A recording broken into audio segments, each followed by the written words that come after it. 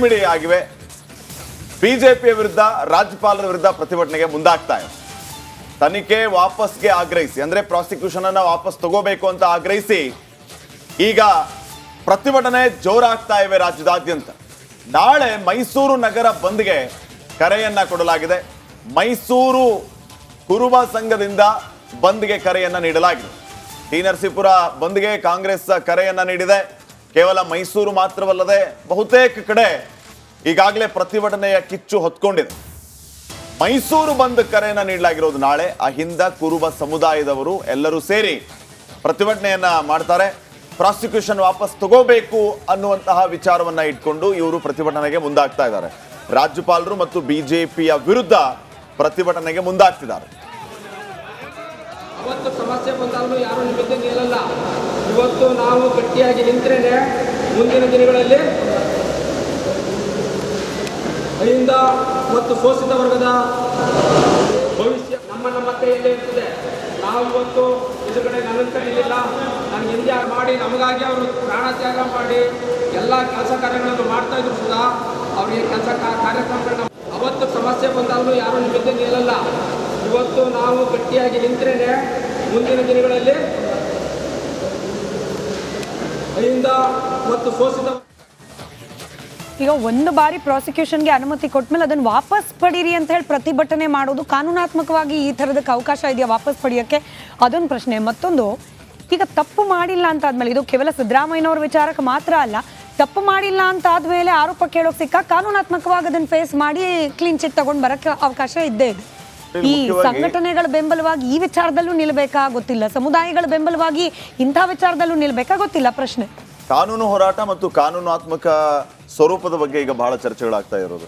ಆ prosecution sanction ಕಾಪಿಯನ್ನು ನೋಡಿದಾಗ ಮುಖ್ಯವಾಗಿ ರಾಜ್ಯಪಾಲರು ಎರಡು ವಿಚಾರಗಳನ್ನು ಪ್ರಸ್ತಾಪ ಮಾಡಿದ್ದಾರೆ. ಒಂದು, ಮುಖ್ಯಮಂತ್ರಿಗಳ ವಿರುದ್ಧ ಕೇಳಿ ಬರ್ತಾ ಇರುವಂತಹ ಆರೋಪಗಳಿಗೆ ಪುಷ್ಟಿ ನೀಡುವಂತಹ ದಾಖಲೆಗಳಿದೆ, ಆದ್ದರಿಂದ ಇದು ಪ್ರಾಸಿಕ್ಯೂಷನ್ಗೆ ಕೊಡೋದಕ್ಕೆ ಯೋಗ್ಯ ಅನ್ನುವಂಥದ್ದು ಒಂದಾದ್ರೆ, ಈಗ ಆರೋಪಗಳನ್ನ ಎದುರಿಸ್ತಾ ಇರುವಂತಹ ವ್ಯಕ್ತಿ ತನಿಖೆ ಯಾವ ಹಂತದಲ್ಲಿ ಸಾಗಬೇಕು ಅಥವಾ ಯಾವ ಸಂಸ್ಥೆಯಿಂದ ತನಿಖೆ ಆಗಬೇಕು ಅನ್ನೋದನ್ನ ನಿರ್ಧಾರ ಮಾಡೋದಕ್ಕೆ ಬರೋದು ಕಾನೂನು ಒಪ್ಪಿತವಲ್ಲ. Accused person can not decide what the mode of investigation ಅಂತ. ಸೊ ಈ ವಿಚಾರವನ್ನ ಅಲ್ಲಿ ಪ್ರಸ್ತಾಪ ಮಾಡಿ ಅವರು ಪ್ರಾಸಿಕ್ಯೂಷನ್ ಸ್ಯಾಂಕ್ಷನ್ ಕೊಟ್ಟಿದ್ದಾರೆ. ಅಂದಾಗ ಇದು ಕಾನೂನು ಬಾಹಿರ ಅಥವಾ ಪ್ರಜಾಪ್ರಭುತ್ವದ ವಿರುದ್ಧ ಹೇಗಾಗುತ್ತೆ? ಮುಖ್ಯಮಂತ್ರಿಗಳು ಇದನ್ನ ಹೇಳ್ತಾರೆ. ಇದು ಪ್ರಜಾಪ್ರಭುತ್ವ ವಿರುದ್ಧ ಹೇಗಾಗುತ್ತೆ, ಕಾನೂನು ವಿರುದ್ಧ ಅಥವಾ ಕಾನೂನು ಬಾಹಿರ ಹೇಗಾಗುತ್ತೆ ಅನ್ನೋದು ಪ್ರಶ್ನೆ.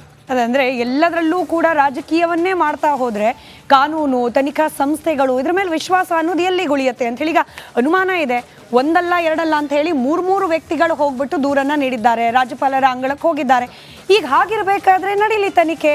ಅಂದ್ರೆ ಸಿದ್ದರಾಮಯ್ಯನಂತಹ ಈ ಭ್ರಷ್ಟಾಚಾರದ ಗಂಭೀರ ಆರೋಪಗಳನ್ನ ಹಿಂದೆ ಯಾವತ್ತೂ ಕೂಡ ಹೊರದ ನಾಯಕರು ಇವತ್ತು ಬಂದಿದ್ಯಪ್ಪ ನಾನು ಫೇಸ್ ಮಾಡ್ತೀನಿ ಅಂದಿದ್ದಿದ್ರೆ ಬಹುಶಃ ಆ ವರ್ಚಸ್ಸು ಮತ್ತಷ್ಟು ಗಟ್ಟಿಯಾಗಿರ್ತಿತ್ತ ಗೊತ್ತಿಲ್ಲ. ಇದನ್ನ ಈ ಸಮುದಾಯಗಳು ಯಾರೆಲ್ಲ ಬೆಂಬಲವಾಗಿ ನಿಂತ್ಕೊಂಡು ನಾಳೆ ಪ್ರತಿಭಟನೆ ಮಾಡ್ಲಿಕ್ಕೆ ಹೊರಟಿದ್ದಾರೆ ಅವ್ರು ಒಂದ್ಸತಿ ಆತ್ಮಾವಲೋಕನ ಮಾಡ್ಕೊಳ್ಬಹುದಾ? ಈ ರೀತಿ ಪ್ರತಿಭಟನೆಯನ್ನ ಮಾಡೋ ಮೂಲಕ ಏನು ಸಂದೇಶ ನೀಡ್ಲಿಕ್ಕೆ ಹೊರಟಿದ್ದೀರಿ? ಇಲ್ಲಿ ರಾಜಕೀಯ ಆರೋಪ ಪ್ರತ್ಯಾರೋಪವನ್ನ ಬದಿಗಿಟ್ಟು ನೋಡೋದಾದ್ರೂ ಕೂಡ ನಡೀತಾ ಇರೋದು ಕಾನೂನಾತ್ಮಕ ಪ್ರಕ್ರಿಯೆಗಳು. ಪ್ರಾಸಿಕ್ಯೂಷನ್ಗೆ ಅನುಮತಿ ನೀಡಿದ್ದಾರೆ ಅಂತಂದ್ರೆ ತನಿಖೆ ಪ್ರಾರಂಭ ಆಗುತ್ತಷ್ಟೇ. ಅವ್ರು ತಪ್ಪು ಮಾಡಿದ್ದಾರೆ ಅಂತ ಸಾಬೀತಾಗಿ ಜೈಲಿಗೆ ಕಳಿಸೋ ಪ್ರಯತ್ನ ಅಲ್ಲ ಇದು. ತನಿಖೆ ನಡೆದ ಸಂದರ್ಭದಲ್ಲಿ ಅವ್ರು ತಪ್ಪಿಲ್ಲ ಅಂತ ಕೂಡ ಪ್ರೂವ್ ಆಗಬಹುದು. ರಾಜ್ಯಪಾಲರ ವಿವೇಚನೆಯ ಬಳಕೆಯ ಸಂದರ್ಭವೂ ಕೂಡ ಇಲ್ಲಿ ಪ್ರಸ್ತಾಪ ಆಗ್ಬೇಕಾಗುತ್ತೆ. ಇವನ್ ಆ ಪ್ರಾಸಿಕ್ಯೂಷನ್ ಕಾಪಿಯಲ್ಲಿ ಈ ಮಧ್ಯಪ್ರದೇಶ ಸರ್ಕಾರ ವರ್ಸಸ್ ಮಧ್ಯಪ್ರದೇಶದ ವಿಶೇಷ ಪೊಲೀಸ್ ತಂಡದ ಮಧ್ಯೆ ಇದ್ದಂತಹ ಒಂದು ಸುಪ್ರೀಂ ಕೋರ್ಟ್ ನ ಆರ್ಡರ್ ಉಲ್ಲೇಖ ಕೂಡ ಆಗಿದೆ. ಅಂದ್ರೆ ರಾಜ್ಯಪಾಲರ ವಿವೇಚನೆಯನ್ನ ಬಳಕೆ ಮಾಡೋದಕ್ಕೆ ಇವರ ಅನುಮತಿ ಬೇಕಾ, ರಾಜ್ಯಪಾಲರು ತಮ್ಮ ವಿವೇಚನೆಯನ್ನ ಬಳಕೆ ಮಾಡಬಾರ್ದು ಅನ್ನುವಂತ ಪ್ರಶ್ನೆಯೂ ಕೂಡ ಇದೆ. ಇದು ಹೇಗೆ ಕಾನೂನು ಬಾಹಿರ ಆಗುತ್ತೆ? ಇದೇ ಸಿದ್ದರಾಮಯ್ಯ ಅವರು ಯಡಿಯೂರಪ್ಪ ಅವರ ವಿರುದ್ಧ ಪ್ರಾಸಿಕ್ಯೂಷನ್ ಅನ್ನು ಹಾಕಿದಂತ ಸಂದರ್ಭದಲ್ಲಿ ಮಾತಾಡಿದ್ದ ಮಾತುಗಳೇನು, ಅದನ್ನು ನಾವಿಲ್ಲಿ ರಿಕಾಲ್ ಮಾಡ್ಕೋಬೇಕು. ಎನಿವೆ ಇವತ್ತು ಹಾಗೆ ನಾಳೆ ಪ್ರತಿಭಟನೆಗಳ ಪರ್ವವೇ ರಾಜ್ಯ ನೋಡ್ಬೇಕಾದ ಪರಿಸ್ಥಿತಿ. ನಾಳೆ ರಾಜ್ಯದ ಎಲ್ಲಾ ಜಿಲ್ಲೆಗಳಲ್ಲೂ ಕೂಡ ಪ್ರತಿಭಟನೆಗಳು. ಕಾಂಗ್ರೆಸ್ನಿಂದ ಪ್ರತಿಭಟನೆ, ಪಾದಯಾತ್ರೆಗೆ ಕರೆ ನೀಡಲಾಗಿದೆ. ರಾಜ್ಯಪಾಲರ ವಿರುದ್ಧ ರಾಷ್ಟ್ರಪತಿಗಳಿಗೆ ದೂರು ನೀಡಲಿಕ್ಕೆ ಇದೀಗ ಮುಂದಾಗ್ಲಾಗ್ತಾ ಇದೆ. ಇದಕ್ಕೆ ಡಿ.ಕೆ. ಶಿವಕುಮಾರ್ ಅವರೇ ನಿರ್ದೇಶನ ನೀಡಿದ್ದಾರಂತೆ. ಮತ್ತಷ್ಟು ಡೀಟೇಲ್ಸ್ ನಮ್ಮ ಮೈಸೂರು ಪ್ರತಿನಿಧಿ ವಿನೋದ್ ನೀಡ್ತಾ ಹೋಗ್ತಾರೆ. ವಿನೋದ, ಇವತ್ತಿನಿಂದಲೇ ಶುರುನಾ ಪ್ರತಿಭಟನೆಗಳ ಪರ್ವ ಅಥವಾ ನಾಳೆ ಜೋರಾಗುತ್ತಾ? ಎಲ್ಲೆಲ್ಲಿ ಯಾವ್ಯಾವ ಸ್ವರೂಪದ ಪ್ರತಿಭಟನೆಗಳು, ಯಾರ ನೇತೃತ್ವದಲ್ಲಿ ನಡೆಯುತ್ತೆ? ಡೀಟೇಲ್ಸ್ ಕೊಡ್ತಾ ಹೋಗೋದಾದ್ರೆ. ಸ್ಮಿತಾ, ಈಗಾಗಲೇ ಮೈಸೂರು ನಗರಾಭಿವೃದ್ಧಿ ಪ್ರಾಧಿಕಾರ ನಡೆದಿರುವಂತಹ ಭೂಕೋಟಿ ವಂಚನೆ ಪ್ರಕರಣಕ್ಕೆ ಸಂಬಂಧಪಟ್ಟ ಹಾಗೆ ಸಿಎಂ ವಿರುದ್ಧ ಪ್ರಾಸಿಕ್ಯೂಷನ್ಗೆ ರಾಜ್ಯಪಾಲರು ಅನುಮತಿಯನ್ನು ಕೊಟ್ಟಿದ್ದಾರೆ. ಯಾವಾಗ ಅನುಮತಿಯನ್ನು ಕೊಟ್ಟರೋ ಆ ಕ್ಷಣದಿಂದಲೇ ಕೂಡ ಮೈಸೂರಲ್ಲೂ ಕೂಡ ಸಾಕಷ್ಟು ಹೈ ಅಲರ್ಟ್ ಅನ್ನು ಘೋಷಣೆ ಮಾಡಲಾಗಿದೆ. ಸಿಎಂ ತವರು ಜಿಲ್ಲೆ ಮೈಸೂರು ಆಗಿರೋ ಕಾರಣಕ್ಕಾಗಿ ಒಂದಷ್ಟು ಪ್ರತಿಭಟನೆಗಳು ನಡೆಯುವಂತಹ ಸಾಧ್ಯತೆ ಎಲ್ರಿಗೂ ಗೊತ್ತಿರೋ ವಿಚಾರ. ಯಾಕಂದರೆ 2ನೇ ಬಾರಿ ಮುಖ್ಯಮಂತ್ರಿ ಆಗಿದ್ದಾರೆ, ಮೈಸೂರು ಜಿಲ್ಲೆಯವರೇ ಆಗಿರೋ ಕಾರಣಕ್ಕಾಗಿ ಅವರಿಗೆ ಅಪಾರವಾದಂತಹ ಅಭಿಮಾನಿಗಳಿದ್ದಾರೆ, ಕಾರ್ಯಕರ್ತರಿದ್ದಾರೆ. ಸೊ ಹೀಗಾಗಿ ಯಾವಾಗ ರಾಜ್ಯಪಾಲರು ಅನುಮತಿಯನ್ನು ಕೊಟ್ಟರೋ ತತ್ಕ್ಷಣದಿಂದಲೇ ಮೈಸೂರಿಗೆ ಪ್ರತಿಭಟನೆಗಳು ಆರಂಭ ಆಯಿತು.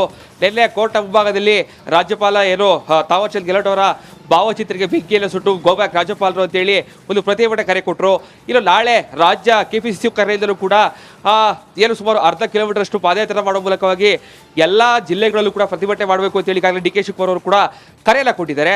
ಈ ಮಧ್ಯೆ ಮೈಸೂರಿನಲ್ಲೂ ಕೂಡ ಒಂದು ಕಡೆ ಕಾಂಗ್ರೆಸ್ನ ಕಾರ್ಯಕರ್ತರ ಪ್ರತಿಭಟನೆ ಆದರೆ ಮತ್ತೊಂದು ಕಡೆ ಅಹಿಲ್ದಾ ಮತ್ತು ಕುರುಬ ಈ ಸಮುದಾಯದ ಎಲ್ಲರೂ ಕೂಡ ಈಗಾಗಲೇ ಒಂದು ಮೈಸೂರನ್ನು ಬಂದ್ ಮಾಡಬೇಕು ಅಂತೇಳಿ ನಿನ್ನೆ ಈಗಾಗಲೇ ಒಂದು ಸಭೆಯನ್ನು ನಡೆಸಿದ್ದಾರೆ. ಮೈಸೂರು ಬಂದ್ಗೆ ಎಷ್ಟರ ಮಟ್ಟಿಗೆ ಬೆಂಬಲ ಸಿಗುತ್ತೆ ಅನ್ನೋದನ್ನು ಕೂಡ ಸದ್ಯಕ್ಕೆ ಹೇಳೋಕ್ಕಾಗಲ್ಲ. ಯಾಕೆಂತಂದರೆ ಬದಲ ಮಾಡೋಕ್ಕೆ ಮೂಲಕವಾಗಿ ಸಾಕಷ್ಟು ಸಾರ್ವಜನಿಕ ತೊಂದರೆ ಆಗುತ್ತೆ, ದಿನನಿತ್ಯ ಕೆಲಸ ಹೋಗೋರಿಗೆ ಸಾಕಷ್ಟು ತೊಂದರೆಗಳಾಗುತ್ತೆ, ಶಾಲಾ ಕಾಲೇಜು ರಜೆ ಇರ್ತಾವ, ಇದ್ಯಾವುದಕ್ಕೂ ಸದ್ಯಕ್ಕೂ ಕ್ಲಾರಿಟಿ ಸಿಗ್ತಾ ಇಲ್ಲ. ಆದರೆ ಈಗಾಗಲೇ ಬಲ್ಗೆ ಕರೆಯನ್ನು ಕೊಟ್ಟಿದ್ದಾರೆ. ಇಲ್ಲೋ ಟಿ ನರಸೀಪುರ ತಾಲೂಕಿನಲ್ಲೂ ಕೂಡ ಈಗಾಗಲೇ ಕಾಂಗ್ರೆಸ್ನ ಕಾರ್ಯಕರ್ತರು ಸಭೆ ನಡೆಸಿ ನಾವು ನಾಳೆ ಇಡೀ ದಿನ ಅಂದರೆ ಬೆಳಿಗ್ಗೆ 9 ಗಂಟೆಯಿಂದ ಸಂಜೆ 6 ಗಂಟೆವರೆಗೂ ಕೂಡ ಬಂಧನ ಮಾಡಬೇಕು ಅಂತ ಈಗಾಗಲೇ ಕರೆಯನ್ನು ಕೊಟ್ಟಿದ್ದಾರೆ. ನಾಳಿನ ಬಂದ್ ಎಷ್ಟರ ಮಟ್ಟಿಗೆ ಯಶಸ್ವಿ ಆಗುತ್ತೆ ಅನ್ನೋದು ಸದ್ಯಕ್ಕೆ ಹೇಳೋಕ್ಕಾಗದಿದ್ರು ಕೂಡ ಈ ರೀತಿಯಾದಂತಹ ಬಂದ್ಗಳನ್ನು ಮಾಡೋ ಮೂಲಕವಾಗಿ ಯಾವ ಮೆಸೇಜನ್ನು ಯಾರಿಗೆ ತಿಳಿಸೋಕ್ಕೆ ಹೊರಟಿದ್ದಾರೆ ಅದು ಕೂಡ ಸಾಕಷ್ಟು ಗೊಂದಲಕ್ಕೆ ಕಾರಣ ಆಗ್ತಾ ಇರುವಂಥದ್ದು. ಪ್ರತಿಭಟನೆ ಮಾಡೋದಕ್ಕೆ ಎಲ್ಲರೂ ಕೂಡ ಹಕ್ಕಿರುತ್ತೆ, ತಮ್ಮ ನಾಯಕರಿಗೆ ಈ ರೀತಿಯಾದಂತಹ ಸಂಕಷ್ಟ ಬಂದ ಸಂದರ್ಭದಲ್ಲಿ ಪ್ರತಿಭಟನೆಗಳನ್ನ ಮಾಡಲಿ. ಆದರೆ ಈ ರೀತಿಯಾಗಿ ಬಂದ್ ಮಾಡೋ ಮೂಲಕವಾಗಿ ಸಾಕಷ್ಟು ತೊಂದರೆಗಳಾಗುತ್ತೆ. ಸೊ ಹೀಗಾಗಿ ನಾಳಿನ ಬಂದ್ ಯಶಸ್ವಿ ಆಗುತ್ತಾ ಇಲ್ವಾ ಅನ್ನೋದನ್ನ ನಾಳೆ ಗೊತ್ತಾಗುತ್ತೆ. ಸದ್ಯಕ್ಕಂತೂ ಈಗಾಗಲೇ ಕಾಂಗ್ರೆಸ್ನ ಪ್ರತಿಭಟನೆ ಒಂದು ಕಡೆ ಆದರೆ ಅಹಿಲ್ದಾ ಸಮುದಾಯದ ಪ್ರತಿಭಟನೆಗಳು ಕೂಡ ಮತ್ತೊಂದು ಕಡೆ ಮೈಸೂರಲ್ಲಿ ಸಾಕಷ್ಟು ಜೋರಾಗಿ ನಡೆಯುವಂತಹ ಸಾಧ್ಯತೆ ಭಾಳ ದಟ್ಟವೇ ಕಾಣ್ತಾ ಇದೆ. ಸೊ ಹೀಗಾಗಿ ಈಗಾಗಲೇ ಮೈಸೂರು ಪೊಲೀಸರು ಕೂಡ ಸಾಕಷ್ಟು ಹೈ ಅಲರ್ಟ್ ಅನ್ನು ಘೋಷಣೆ ಮಾಡಿದ್ದಾರೆ. ಪ್ರತಿಯೊಂದು ಸ್ಥಳಗಳಲ್ಲೂ ಕೂಡ ಈಗಾಗಲೇ KSRP ವಾಹನಗಳಿರ್ಬೋದಲ್ಲ ಮತ್ತು ಹೆಚ್ಚುವರಿ ಪೊಲೀಸರನ್ನು ನಿಯೋಜನೆ ಮಾಡಲಾಗಿದೆ. ಒಂದು ಸಣ್ಣ ಗಲಾಟೆಗಳು ಕೂಡ ಅದರಲ್ಲೂ ಕೂಡ CM ತವರು ಜಿಲ್ಲೆಯಲ್ಲಿ ಒಂದು ಕಿಡಿ ಹೊತ್ಕೊಂಡ್ರು ಕೂಡ ಇಡೀ ರಾಜ್ಯಕ್ಕೆ ಅದು ವ್ಯಾಪಿಸುವಂತಹ ಸಾಧ್ಯತೆ ಇರುತ್ತೆ. ಸೊ ಹೀಗಾಗಿ ಸಾಕಷ್ಟು ಮುಂಜಾಗ್ರತಾ ಕ್ರಮಗಳನ್ನು ಪೊಲೀಸರು ಕೈಗೊಂಡಿದ್ದಾರೆ. ನಾಳೆ ಯಾವ ರೀತಿಯಾದಂತಹ ಬಂದ್ ಆಗುತ್ತೆ, ಪ್ರತಿಭಟನೆಗಳಾಗುತ್ತೆ ಅನ್ನೋದು ಕೂಡ ಈಗ ಕಾದೋಡ್ಬೇಕಾಗುತ್ತೆ. ಸ್ಮಿತಾ. ರೈಟ್, ಧನ್ಯವಾದ ವಿನೋದ್ ಮಾಹಿತಿಗಾಗಿ. ಮುಖ್ಯಮಂತ್ರಿಗಳ ವಿರುದ್ಧ ಈಗ ಪ್ರಾಸಿಕ್ಯೂಷನ್ಗೆ ಅನುಮತಿಯನ್ನ ಕೊಟ್ಟಾಯ್ತು. ಈಗ ನೆಕ್ಸ್ಟ್ ಬಿಜೆಪಿ ಅಥವಾ ವಿಪಕ್ಷ ಏನ್ ಮಾಡುತ್ತೆ ಅನ್ನುವಂತಹ ಪ್ರಶ್ನೆ, ವಿಪಕ್ಷದ ನಡೆ ಏನು? ಈಗಾಗಲೇ ರಾಜೀನಾಮೆಯನ್ನ ಕೇಳ್ತಾ ಇದ್ದಾರೆ. ಒಂದು ಕ್ಷಣವೂ ಕೂಡ ಮುಖ್ಯಮಂತ್ರಿ ಸಿದ್ದರಾಮಯ್ಯ ಅವರು ಮುಖ್ಯಮಂತ್ರಿಯಾಗಿ ಮುಂದುವರಿಯೋದಕ್ಕೆ ನೈತಿಕತೆ ಇಲ್ಲ, ಅವರು ರಾಜೀನಾಮೆಯನ್ನ ಕೊಡಬೇಕು ಅಂತ ಆಗ್ರಹಿಸ್ತಾ ಇದ್ದಾರೆ. ಆದಾಗ್ಯೂ ವಿಪಕ್ಷಗಳ ಪಡೆ ಮುಂದೆ ಯಾವ ರೀತಿ ನಿರ್ಧಾರವನ್ನ ತಗೋಬಹುದು, ಯಾವ ರೀತಿ ಇದನ್ನ ಅವರು ಅಸ್ತ್ರವಾಗಿ ಬಳಸ್ಕೋಬಹುದು ಅನ್ನುವಂತಹ ಪ್ರಶ್ನೆ ಇದೆ. ಇದನ್ನು ನಾವು ರಿಟಾಲಿಯೇಟ್ ಪೊಲಿಟಿಕ್ಸ್ ಅನ್ಬೋದಾ? ಆ್ಯಕ್ಚುಲಿ ಹೆಂಗೆ ಅಂತಂದರೆ ಈ ಇನಿಷಿಯಲ್ ಡೇಸಲ್ಲಿ ಯಾವಾಗ ಮೂಡ ಹಾಗೆ ವಾಲ್ಮೀಕಿ ಹಗರಣ ಆಚೆ ಬಂತು, BJPಯ ಹೈಕಮಾಂಡ್ನಿಂದ ರಿಪಬ್ಲಿಕ್ ಕನ್ನಡ ಬ್ರೇಕ್ ಮಾಡಿತ್ತು ಕೂಡ ಆ ಸುದ್ದಿಯನ್ನು. BJPಯ ಹೈಕಮಾಂಡ್ ನಾಯಕರನ್ನೇ ಇಲ್ಲಿನ ರಾಜ್ಯ ನಾಯಕರನ್ನ ಎಚ್ಚರಿಸಿದ್ರು, ಎಂಥ ದೊಡ್ಡ ಅಸ್ತ್ರಗಳು ನಿಮ್ಮ ಕೈಯಲ್ಲಿ ಸಿಕ್ಕಿದೆ, ಏನು ಮಾಡ್ತಿದ್ದೀರಿ, ಕೇವಲ ಪೋಸ್ಟರ್ಗೆ